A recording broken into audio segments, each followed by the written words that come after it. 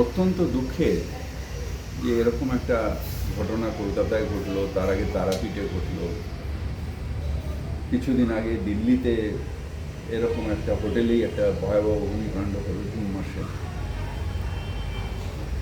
আর বেশিরভাগই দেখা যাচ্ছে যে বিদেশি যারা, তাদের মৃত্যু হয়েছে। এটা আরও দুঃখের, অত্যন্ত দুঃখের। আমি অনুরোধ করব, কলকাতা তো নিশ্চয়ই, বাংলা তো নিশ্চয়ই, ভারতবর্ষ, যে একটা এসওপি বানানো উচিত যে যারা হোটেল চালাবে তাদের কী কী থাকা উচিত, কী কী ফর্মালিটিস হোটেল, এবং তার থেকেও বেশি হচ্ছে হসপিটাল। যেরকম গুজরাটের হসপিটালে ওরকম ভয়াবহ কোভিডের সময় একটা অগ্নিকাণ্ড হলো, তারপর আমাদের আমৃতে হলো, এর আগেও হয়েছে, আমাদের স্টিফেন কোর্টে হয়েছে, ইরা স্ট্রিটে হয়েছে, ওই হোটেলে হলো। তো একটা এসওপি বানানো উচিত যে ফায়ার ডিপার্টমেন্ট কী কী দেখবে এবং রেগুলার ইন্টারভেলে কী কী দেখবে, এবং সেইটা দরকার। দেখুন, দোষ দেওয়া, দোষ করা, আমি দিল্লির সরকারকে দোষ দেবো, বিজেপি আমাকে দোষ দেবে, এই দোষ দেওয়া নিয়ে আবার এক বছর বাদে আবার আমরা বিজেপির বিরুদ্ধে বলবো, এটাতে সমস্যার সমাধান হবে।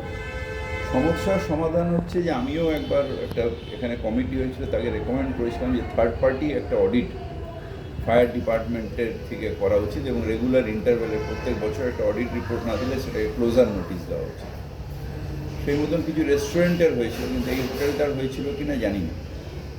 তো নিয়ম হচ্ছে যে একটা অডিট রিপোর্ট দেওয়া উচিত, এবং থার্ড পার্টি একটা অডিট করা উচিত। গভর্নমেন্টের পক্ষে যা স্টাফ, যে কোনো গভর্নমেন্ট, সেটা এই গভর্নমেন্টেরও যা স্টাফ, তাতে পর্যাপ্ত না যে সব বসে বসে নিজেরা চেক করবে।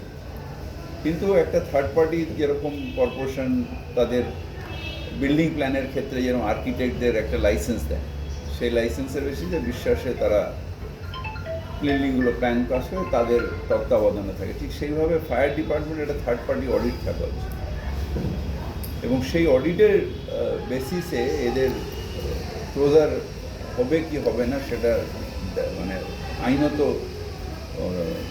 অধিকার সরকারের হোক বা ফায়ার ডিপার্টমেন্টের, এটা থাকা উচিত বলে আমি মনে করি। বলছি, পুরমন্ত্রী আপনার ওপর দায় চাপাচ্ছেন যে কি করে এরা এটাতে তো এই যে এগুলো পলিটিক্স, এটা হচ্ছে পলিটিক্স। আমি কিন্তু যখন আমৃতে কতগুলো মানুষ মারা গেল, আমরা রেস্কিউ করেছি, তার ব্যবস্থা করি, কিন্তু আমরা কারোর উপর দায় ফায়ে চাপাই না। তার আগে স্টিফেন কোর্টে আমরা যখন অপোজিশনে ছিলাম, অতগুলো লোক মারা গেছে, হোটেলে মারা গেছে, দিল্লির হোটেলেও তো মারা গেছে। এই জুন মাসে অত বড় একটা 22 জন 23 জন মারা গেছে। এটা একটা অল ইন্ডিয়া বেসে একটা এসওপি থাকা উচিত। আবার এক বছর বাদে, ধরুন আজকে 2 মাস হয়েছে ইলেকশনের জন্য, আমরা কেউ কাজ করিনি, সবাই 2 মাস 3 মাস, আবার এই 3 মাস সরকার নেই, তো 6 মাস অলরেডি হয়ে গেছে। উনি এত দৌড়দৌড়ি করেন, এই হোটেলগুলো ঘুরতে পারতেন, সেটা বলা আমার উদ্দেশ্য না, কারণ কারোর পক্ষে এটা সম্ভব না। আর ট্রেড লাইসেন্স এখন অনলাইনে, যে কেউ ট্রেড লাইসেন্স পেতে পারে। ট্রেড লাইসেন্স পাওয়া মানেই যে তার ইলিগাল করার অধিকার এসে গেল তা নয়। কিন্তু সুতরাং এই দোষ চাপানো নিয়ে মানুষের জীবন বাঁচানো যাবে না। জীবন বাঁচাতে গেলে থার্ড পার্টি করতে হবে একটা অল ইন্ডিয়া বেসিসে, বা সরকারের এখান থেকে আমাদের এই সরকারি একটা এসওপি তৈরি করুক, যেটার বেসিসে যাতে এরকম ঘটনা না ঘটে। দেখা যায় এই ঘটনাগুলো ঘটে যাচ্ছে, এটা প্রথম নয় যে আগুন এখানে লেগেছে বা তারাপীঠে লেগেছে। এটা কত বছর ধরে এই হোটেলে আগুন লাগছে, হসপিটালে আগুন লাগছে, বড় বড় কমার্শিয়াল বিল্ডিংয়ে আগুন লাগছে, স্টিফেন কোর্টে কতজন মারা গেছে। সুতরাং এই একটা যদি রেমিডিস করতে হয়, একটা বসে চিন্তা ভাবনা করে একটা রেমিডিস করতে হয়। মানে বহুতল সেখানে আমি এক বছর বাদে আবার ওনাকে দায়ী, ঘটনা তো ঘটবে, তাহলে আমি অপোজিশনে রয়েছি, এক বছর বাদে আবার ওনার উপরে দায়িত্ব দেবো, তাতে কোনো কাজ হবে না। কাজটা হচ্ছে যে কীভাবে আর যাতে না হয় সেটা দেখার জন্যে একটা কিছু ভাবনা চিন্তা করে বানাতে হবে।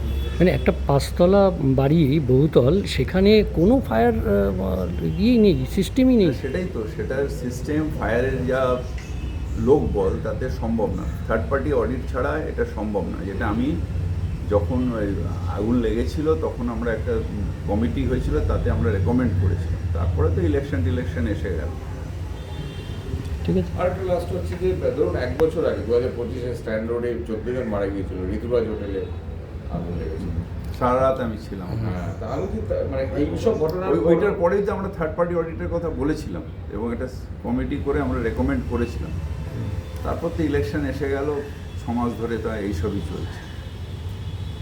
আমি জানি না তারপর আর দমকল ডিপার্টমেন্ট কিছু করেছে কিনা, কিন্তু একটা থার্ড পার্টি অডিট করা উচিত এবং একটা ক্লিয়ার এসওপি তৈরি করা উচিত বলে আমি মনে করি। এত ঘটনা ঘটে কিন্তু এটা হয় না কেন, এটাই প্রশ্ন। এটা আমি কী করে বলব? আমরা যারা পলিসি মেকার আমরা হলাম রেকমেন্ড করি, কাজটা তো করবে যারা আধিকারিক, তারা কাজটা করবে। এই কাজটা আমার মনে হয় যে যদি সদিচ্ছা থাকে, এই দোষ দেওয়া দোষ নেওয়া থেকে, ধরুন 1 বছর বাদে ঘটনা ঘটবে, তখন আবার আমি রাস্তায় নেবে কাউকে দোষ দেবো, এটাতে কাজের কাজ কিছু হবে না। কাজটা হলো যে একটা এসওপি তৈরি করতে হবে। এটা যেটা হতো এই যেটা আমি বললাম, কিন্তু তারপরেই 1 বছর আগে যেটা ঋতুরাজ হলো, তারপরেই মাস 6 এই আলোচনা হয়ে রেকমেন্ড করতে করতে ইলেকশন এসে গেল। ধরুন 2-3 মাস ইলেকশনের প্রিপারেশন আর 3 মাস আমরা নিই, মানে 6 মাস চলেই গেছে। তো এটা একটা অসুবিধা হয়েছে, কিন্তু বেটার লেট দ্যান নেভার।